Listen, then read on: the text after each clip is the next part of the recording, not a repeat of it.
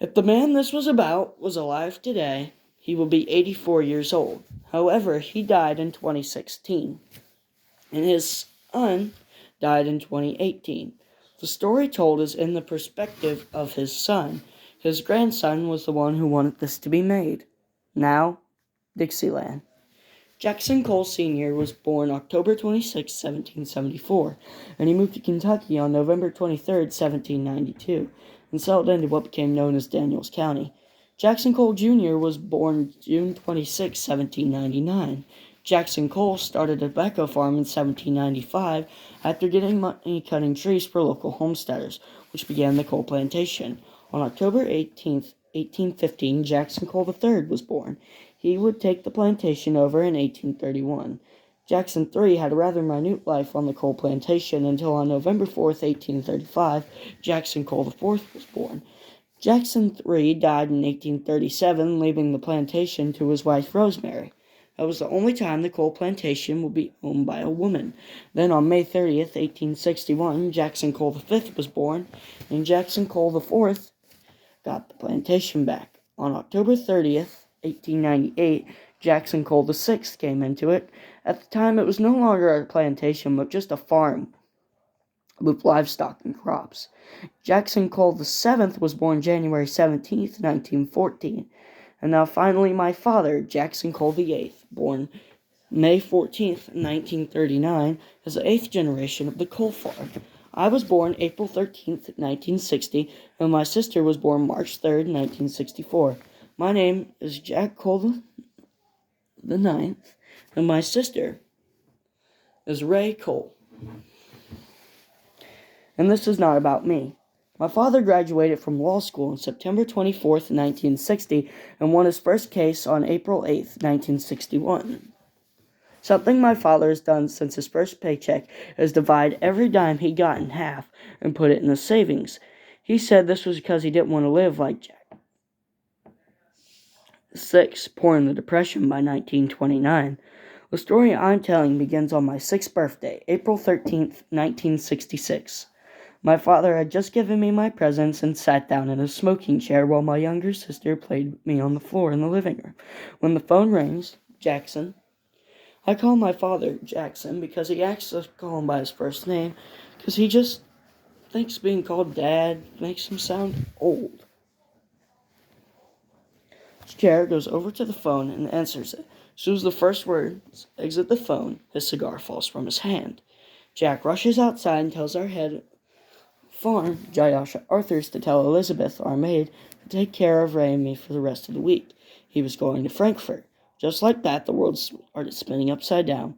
We learned from a phone call that our family friend Jack Silver had been accused of molesting the governor's daughter while doing gardening work for the governor, when he wasn't home.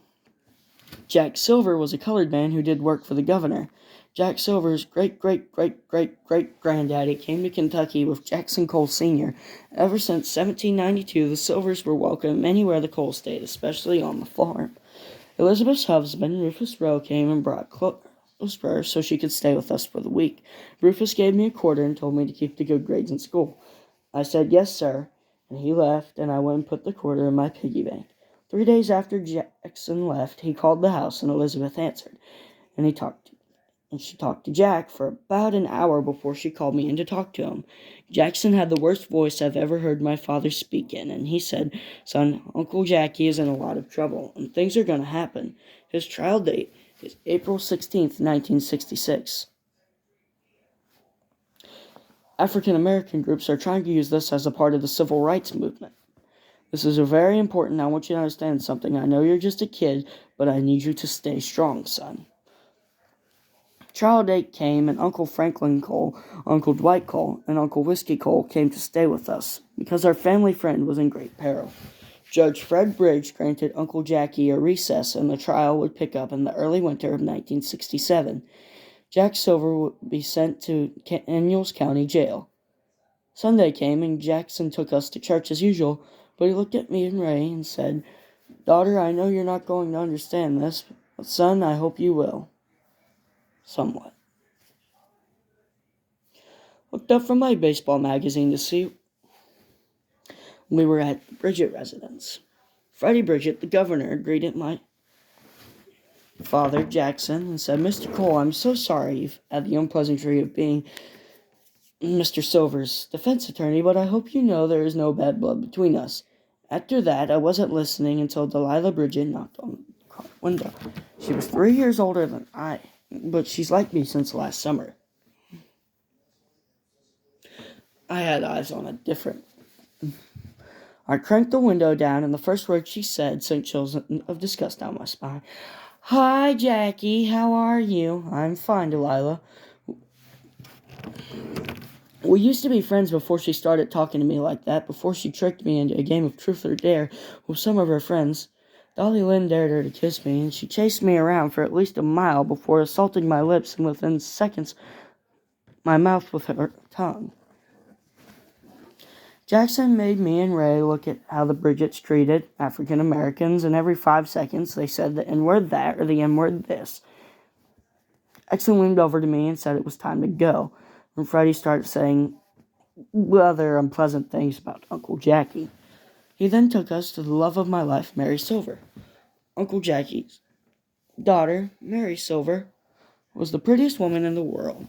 However, she was African American, and of course the kids at school used to yell, "Little Jack 9, a, well, not so present lover of the times." Mary showed me the newspaper, and the Klan had made an entire article about my father's son being a African American lover.